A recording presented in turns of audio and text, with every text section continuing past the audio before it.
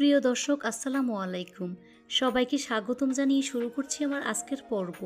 আজকে আমি আপনাদের ময়দা, আলু আর ডিম দিয়ে সম্পূর্ণ নতুন ইউনিক একটি নাস্তার রেসিপি শেয়ার করব। এই নাস্তাটি এতটাই মজার যে একবার তৈরি করে খেলে বারবার এটাই খেতে চাইবেন। আশা করছি আমার আজকের এই রেসিপিটি সবার কাছে অনেক বেশি ভালো লাগবে। তো চলুন রেসিপিটি দেখে নিচ্ছি। এই রেসিপিটি তৈরি করার জন্য প্রথম একটি মিক্সিং বলে একটি ডিম ভেঙে নিয়ে নিচ্ছি।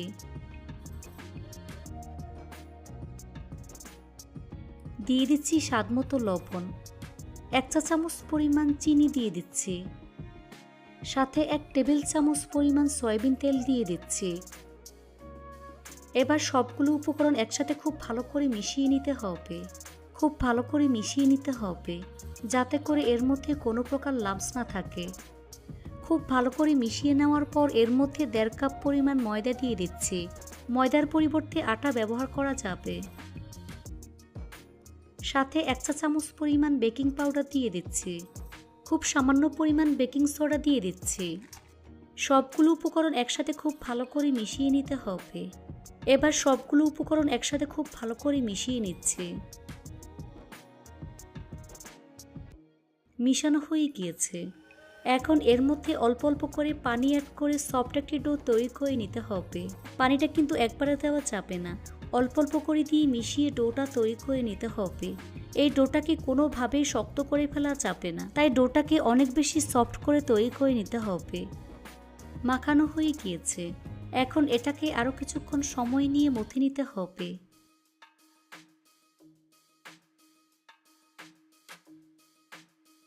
এই তো আমার ডো তৈরি হয়ে গিয়েছে। এখন ঢাকনা দিয়ে ঢেকে রেখে দেব প্রায় 20 মিনিটের মতো।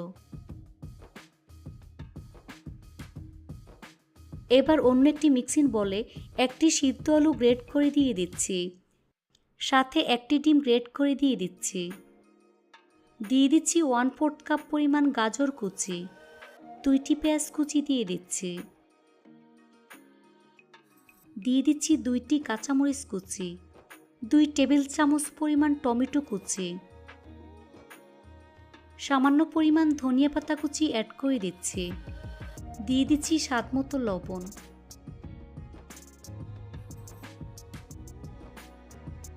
চাট মশলার গুঁড়া 1 চা চামচ পরিমাণ, 1 প্যাকেট ম্যাজিক মশলা দিয়ে দিচ্ছি। খুব সামান্য পরিমাণ গরম মশলার গুঁড়া দিয়ে দিচ্ছি। এবার সবগুলো উপকরণ খুব ভালো করে মিশিয়ে নিতে হবে।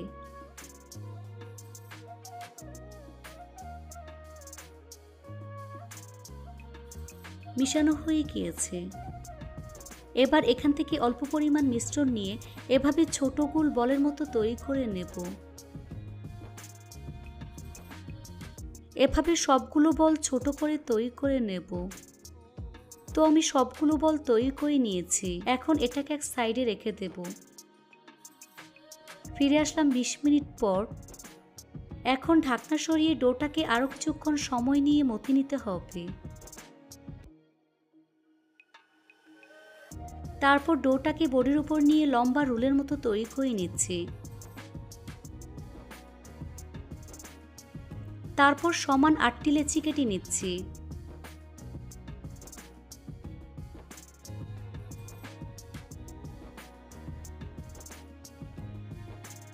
এখান থেকে একটি লেচি নিয়ে এভাবে গোল বলের মতো তৈরি করে নেব।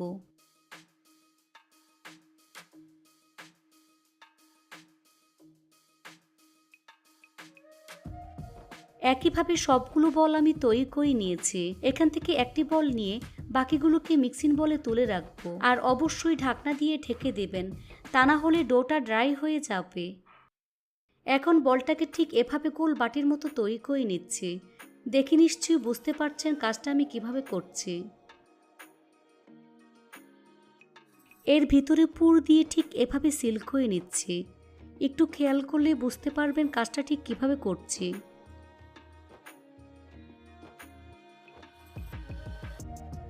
তারপর এভাবে লম্বা শেপ দিয়ে দিচ্ছি।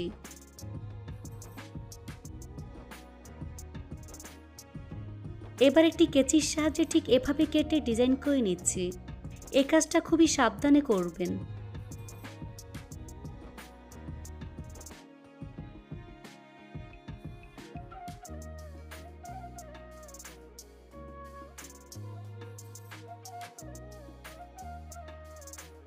সামনের অংশটাকে এভাবে আমি চেপে দিচ্ছি, তারপর দুই পাশে এভাবে কেটে নিচ্ছি।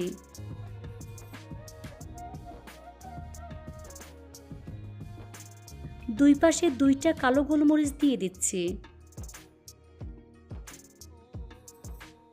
এই তো একটি নাস্তা তৈরি হয়ে গিয়েছে। এভাবে আমি সবগুলো নাস্তা তৈরি করে নিয়েছি। নাস্তা ভাজার জন্য চুলায় একটি ফ্রাই প্যান বসিয়ে পরিমাণ মতো সয়াবিন তেল দিয়ে তেলটাকে মিডিয়াম আঁচে গরম করে নিয়েছি। এখন চুলার আঁচ মিডিয়াম টু লো হিটের মাঝামাঝি রেখে প্রথমে 2টি নাস্তা আমি দিয়ে দিচ্ছি। উপরে ঠিক এভাবে তেল দিয়ে দিচ্ছি, এতে করে উপরটা ভালো করে ভাজা হয়ে যাবে। তারপর উল্টে দিচ্ছি। এভাবে কয়েকবার উল্টে পাল্টে গোল্ডেন ব্রাউন কালার করে ভেজে নিতে হবে। ভাজা হয়ে গিয়েছে। এখন ছাঁকনি দিয়ে তেল ছেঁকে নাস্তার প্লেটে নিয়ে নিচ্ছি। বাকি নাস্তাগুলোকে একইভাবে ভেজে নিতে হবে, তাই একে একে গরম তেলের মধ্যে দিয়ে দিচ্ছি। চুলার আঁচ মিডিয়াম টু লো হিটের মাঝামাঝি রেখে এই নাস্তাগুলোকে গোল্ডেন ব্রাউন কালার এবং ক্রিস্পি করে ভেজে নিতে হবে। বেশি জোরে আছে নাস্তাগুলো ভাজা যাবে না, তাহলে উপরে কালার চলে আসলেও ভিতরটা কাঁচা থেকে যাবে। তাই কম আঁচে নাস্তাগুলোকে সময় নিয়ে ভাজতে হবে। ভাজা হয়ে গিয়েছে, দেখুন খুব সুন্দর কালার চলে এসেছে। এখন তেল ছেঁকে নাস্তার প্লেটে তুলে নিচ্ছি। সবগুলো নাস্তা একইভাবে ভেজে রেডি করে নিয়েছি। দেখুন নাস্তাগুলো দেখতে মাশাআল্লাহ কতটা সুন্দর ও কতটা লোভনীয় হয়েছে। এই নাস্তাটি বানানো যেমন সহজ, খেতেও তেমন মজার হয়। এভাবে একবার হলেও বাসায় তৈরি করে দেখবেন। আশা করছি আমার আজকের এই রেসিপিটি আপনাদের সবার কাছে অনেক বেশি ভালো লেগেছে। সবাই অনেক বেশি ভালো থাকবেন। আল্লাহ হাফেজ।